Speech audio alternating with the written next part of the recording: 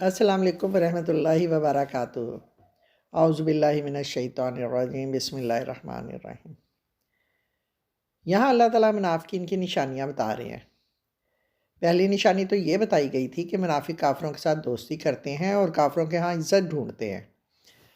اب یہاں اللہ تعالیٰ منافقین کی ایک دوسری تصویر پیش کرتے ہیں۔ یہ منافقین اللہ اور رسول اللہ کو دھوکہ دیتے ہیں، اور اہل ایمان جانتے ہیں کہ اللہ تو کسی کو دھوکہ نہیں دیتا، اس لیے اللہ تو دل کے رازوں کو بھی جانتا ہے، اور جو شخص اللہ کو دھوکہ دینے کی جرت کرتا ہے وہ بہرحال ایک احمق، جاہل اور نہایت ہی بد فطرت شخص ہوگا۔ یہی وجہ ہے کہ یہاں ایسے لوگوں کو نہایت ہی حقیر، قابل نفرت اور گھٹیا قرار دیا جا رہا ہے۔ نبی کریم صلی اللہ علیہ وآلہ وسلم کے زمانے میں کوئی شخص مسلمانوں کی جماعت میں شمار ہی نہیں ہو سکتا تھا جب تک کہ وہ نماز کا پابند نہ ہو۔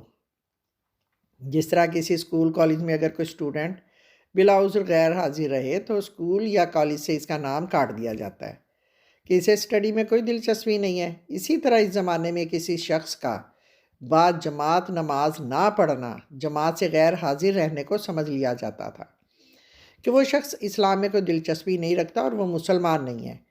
اسی وجہ سے سخت منافقوں کو بھی اس زمانے میں پانچوں وقت مسجد کی حاضری ضرور دینی پڑتی تھی، کیونکہ اس کے بغیر وہ مسلمانوں کی جماعت میں شمار ہی نہیں کیے جا سکتے تھے۔ یہاں ان کی یہی تصویر دکھائی جا رہی ہے کہ اذان کی آواز سنتے ہی ان کی جان پہ بن جاتی تھی، دل پر جبر کر کے وہ اٹھتے تھے، نماز کی طرف نہایت ہی بوجھل قدموں سے جاتے تھے، جیسے انہیں کوئی زبردستی کھینچ کے لا رہا ہو، جیسے کوئی شخص بھاری کام کے لیے جا رہا ہو یا اسے بھاری بیگار کے لیے بلایا جا رہا ہو۔ اور جماعت ختم ہوتے ہی وہ ایسے بھاگتے تھے گویا کسی قیدی کو رہائی ملی ہے۔ ان کی ہر حرکت سے یہ ظاہر ہوتا تھا کہ انہیں خدا کے ذکر سے کوئی لگاؤ نہیں ہے۔ وہ نماز کے لیے اس لیے نہیں اٹھتے کہ انہیں اللہ سے ملاقات کرنے کا شوق ہے، یا وہ اللہ کے ساتھ جڑنا چاہتے ہیں، یا اللہ سے مدد لینا چاہتے ہیں، بلکہ یہ صرف لوگوں کو دکھانے کے لیے نماز پڑھتے تھے۔ اس لیے اللہ بھی ان لوگوں کو دھوکے میں ڈال رہا ہے، انہیں مہلت دے رہا ہے، اور اس گمراہی کی حالت میں ہی انہیں چھوڑ رہا ہے۔ ان پر کوئی ایسی مصیبت نہیں لا رہا کہ وہ اس سے متنبع ہو کر راہ راست پہ آ جائیں اور ان کی آنکھیں کھل جائیں۔ اللہ انہیں کھلی چھٹی دے رہا ہے کہ وہ اس راستے پر چلتے رہیں اور یہ لوگ اس میں گر جائیں۔ یہ لوگ گناہ اور گمراہی میں اس قدر آگے جا چکے ہوتے ہیں کہ اللہ انہیں عافیت دے کر مزید آگے جانے دیتے ہیں، یہاں تک کہ وہ برے انجام کو جا پہنچتے ہیں۔ اب مزید ان کے کردار کے دھبے دکھائے جا رہے ہیں کہ وہ تو زبزب میں اور ڈاواں ڈول ہیں، وہ کوئی فیصلہ ہی نہیں کر پا رہے۔ یہ کسی ایک طرف بھی ایک ثابت قدمی کے ساتھ نہیں کھڑے، یہ نہ تو مومنین کے صف میں ہیں اور نہ ہی کافروں کی صف میں ہیں۔ یہ کوئی دو ٹوک اور فیصلہ کن موقف اختیار نہیں کرتے، اور نہ ہی اعلان کسی عقیدے اور رائے کا اظہار کر سکتے ہیں۔ وہ نہ ادھر کے ہیں اور نہ ادھر کے۔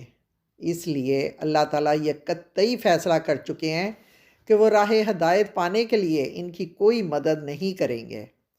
جس پر ہدایت کے دروازے بند اور گمراہی کے دروازے کھلے ہوں تو ایسے شخص کو کوئی بھی راہ راست پہ نہیں لا سکتا، اور نہ ہی ان کے لیے راہ راست تلاش کر سکتا ہے۔ دراصل ایسے شخص کو راہ راست دکھانا کسی انسان کے بس کا کام ہے ہی نہیں۔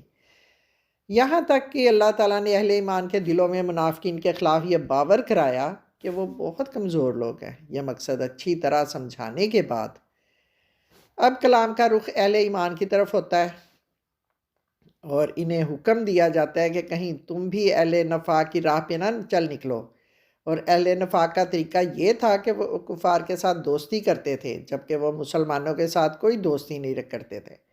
اس لیے وہ اس بات سے ڈریں کہ وہ اہل ایمان کو چھوڑ کر اہل کفر کو دوست بنائیں، اور پھر ان کو یہ بتایا گیا کہ اگر تم باز نہ آئے تو اللہ کے غضب اور انجام بد سے نہیں بچ سکو گے۔ درک اسفل، یہ جہنم کا سب سے نچلا درجہ ہے۔ اتنا خوفناک انجام کہ منافقین جہنم کے سب سے نچلے درجے درک اسفل میں ہوں گے، اور وہاں کوئی ان کا یارو مددگار نہیں ہوگا۔ اہل کفر کے ساتھ دوستی وہ مدد اور نصرت کے لیے ہی تو کرتے تھے، لیکن اب یہ لوگ کہاں مدد کر سکتے ہیں؟ ہاں، توبہ کا دروازہ اب بھی کھلا ہے۔ ان کے لیے موقع ہے کہ اگر وہ اپنی اصلاح کر لیں، اللہ کی رسی کو مضبوطی سے پکڑ لیں، اللہ کے دین کے لیے خالص ہو جائیں، اپنے اس ڈاواڈول ایمان اور بودے کردار سے باز آ جائیں اور سچے دل سے توبہ کر لیں، تو آخرت میں آگ کے درجہ اسفل سے نجات پا لیں گے اور وہ وہاں مومنین کے ساتھ ہوں گے، اور اللہ بہت جلد اہل ایمان کو اجر عظیم دے گا۔ خوفناک عذاب کے ذکر کے بعد، عظیم اجر کے اعلان کے بعد اب یہ کہا جاتا ہے کہ اللہ کو ان کے ساتھ کوئی ذاتی دشمنی نہیں ہے جس کی وجہ سے وہ انہیں عذاب دے، اور نہ ہی وہ اس کے ذریعے اپنی قوت کا اظہار کرنا چاہتے ہیں، اور نہ ہی اللہ تعالیٰ کی ذات کے اندر ایسی کوئی خواہش ہے کہ وہ لوگوں کو تکلیف دے۔ اس آیت کا مطلب یہ ہے کہ اگر تم اللہ کے ساتھ احسان فراموشی اور نمک حرامی کا رویہ اختیار نہ کرو بلکہ صحیح طور پر اس کے احسان مند بن کر رہو، تو کوئی وجہ نہیں ہے کہ اللہ تعالیٰ خام خواہ تمہیں سزا دے، بلکہ اللہ تعالیٰ کا مقصد یہ ہے کہ ایمان اور شکر خداوندی کے ذریعے لوگوں کی اصلاح ہو۔ اگر تم شکر گزار بندے بنے رہو تو اللہ کو کیا پڑی ہے کہ وہ تمہیں سزا دے؟ اللہ تو کفر اور نافرمانی پر سزا دیتا ہے۔ اللہ تو وہ ذات ہے جو نیک اعمال کا بدلہ دیتی ہے۔ اللہ نا قدر شناس نہیں ہے۔ جو بندے اچھے مومن ہیں، شکر بجا لانے والے ہیں اور اللہ کے احسانات کو ماننے والے ہیں، وہ جو بھی نیک اعمال کرتے ہیں اللہ کے ہاں ان کی قدر کی جاتی ہے۔ اللہ نہایت کھلے دل سے ان کی خدمات کا صلہ دیتا ہے، بلکہ اس کی خدمات سے زیادہ اسے صلہ دیتا ہے۔ اس پر دن رات انعامات کی بارش ہوتی ہے، کیونکہ اللہ تعالیٰ تمام خفیہ باتوں سے بھی واقف ہیں، وہ غنی ہیں، بادشاہ ہیں۔ اب یہاں سے چھٹا سپارہ شروع ہو رہا ہے۔ یہاں پہلی آیت میں ہی کہا گیا ہے کہ اللہ بدگوئی کو پسند نہیں کرتا۔ کیا اللہ بدگوئی کو پسند نہیں کرتا؟ مسلمانوں کو اخلاقی تعلیم دی گئی ہے۔ بدگوئی کیا ہے؟ بدگوئی یہ ہے کہ کسی کو تانا دینا، گالی گلوچ کرنا، برا بھلا کہنا، بری تنقید کرنا۔ منافق، یہودی اور بت پرست سب کے سب اس وقت ہر ممکن طریقے سے اسلام کی راہ میں روڑے اٹکانے اور مسلمانوں کو ستانے اور پریشان کرنے پر تلے ہوئے تھے۔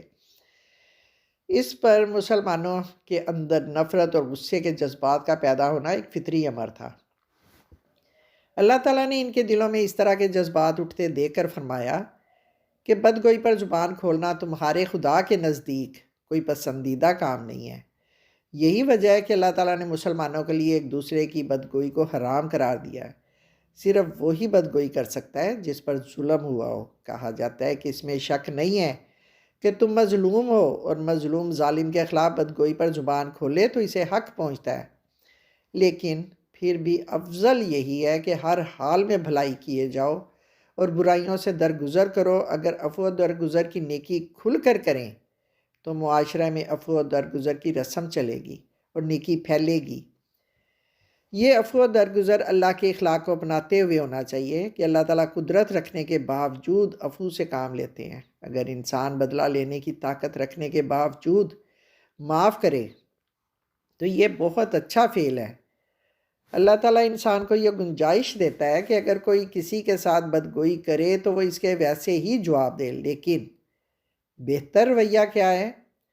درگزر، اور اس سے بہتر رویہ ہے جواباً بھلائی کرنا۔ انسان کے پاس اختیار موجود ہے کہ کسی کے ساتھ زیادتی ہوئی ہے، اسے اختیار ہے کہ وہ اسے رفع کرے، لیکن اگر وہ احسان کا رویہ اختیار کرے، وہ اپنی ذات سے صرف خیر پھیلائے، تو وہ اللہ کے نزدیک زیادہ محبوب ہے اور یہ اللہ کے قریب ہونے کا ذریعہ ہے۔ لوگوں کو اتنی جلدی معاف کر دیا کرو جتنی جلدی تم اللہ سے توقع رکھتے ہو کہ وہ ہمیں معاف کرے۔ اللہ تعالیٰ کہتے ہیں کہ آخری حد تک معاف کر دو۔ اس کے بعد بات کا رخ اہل کتاب کی طرف پھر جاتا ہے۔ یہودی حضرت عیسیٰ علیہ السلام اور حضرت مریم علیہ السلام کے بارے میں سخت بدگوئی کرتے تھے اور ان کی ذات کے بارے میں بہتان باندھتے تھے۔ یہودیوں کا دعویٰ یہ تھا کہ وہ اپنے نبیوں پر ایمان رکھتے ہیں، لیکن وہ حضرت عیسیٰ اور حضرت محمد صلی اللہ علیہ وآلہ وسلم کی رسالتوں کا انکار کرتے تھے، جبکہ نصارہ کا نقطہ نظر یہ تھا کہ وہ صرف حضرت عیسیٰ علیہ السلام کی رسالت پر ایمان لاتے تھے اور حضرت محمد صلی اللہ علیہ وآلہ وسلم کی رسالت کے وہ بھی منکر تھے۔ اس کے ساتھ ساتھ وہ حضرت عیسیٰ کو اللہ بھی سمجھتے تھے۔ اللہ تعالیٰ نے ان دونوں کے نسب العین پر، ان کے نقطہ نظر پر سخت گرفت کی، اور فرمایا جاتا ہے کہ اللہ اور اس کے رسولوں کے درمیان فرق کرنا بھی غلط ہے، اور خود اللہ کے تمام رسولوں کے درمیان فرق کر کے بعض پر ایمان لانا اور بعض کا انکار کرنا بھی غلط ہے، بلکہ اللہ اور اللہ کے تمام رسولوں پر ایمان لانا ضروری ہے، اور یہی دین اسلام ہے۔ اللہ کو اس کے سوا کوئی اور دین قبول نہیں ہے۔ اللہ اور رسولوں کے درمیان فرق کرنا بھی کفر ہے، اور رسولوں میں سے کسی کو ماننا اور کسی کو نہ ماننا بھی کفر ہے، اور ایسے کافروں کے لیے اللہ تعالیٰ نے ایسی سخت سزا رکھی ہے جو انہیں ذلیل و خوار کر دے گی۔ مسلمانوں کے ہاں تمام رسولوں کی عقیدت اور احترام پایا جاتا ہے۔ یہاں یہ ایک نقطہ بتایا گیا ہے کہ کفر اور ایمان کے درمیان کی راہ نکالنا تو یہ ناممکن ہے۔ یا تو انسان کافر ہے یا مومن ہے۔ اگر وہ دونوں چیزوں کے درمیان کچھ یہاں سے لیتا ہے کچھ وہاں سے لیتا ہے تو یا تو وہ کفر کے قریب چلا جاتا ہے یا وہ نفاق کے قریب چلا جاتا ہے، کیونکہ اسلام ہی یہ ہے کہ اپنے آپ کو مکمل طور پر اس کے سپرد کر دیا جائے، اور اپنی زندگی کا کچھ حصہ اللہ کی اطاعت سے بچا لینا یہ مومن کا کام نہیں ہے۔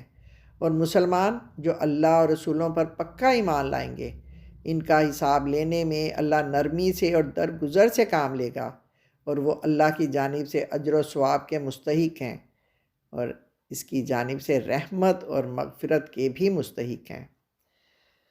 یا اللہ تو ہمارا حساب لیتے وقت نرمی اور درگزر فرمانا، اور ہمیں اپنی رحمتوں اور عافیتوں میں رکھنا۔ آمین ثم آمین، فی امان اللہ۔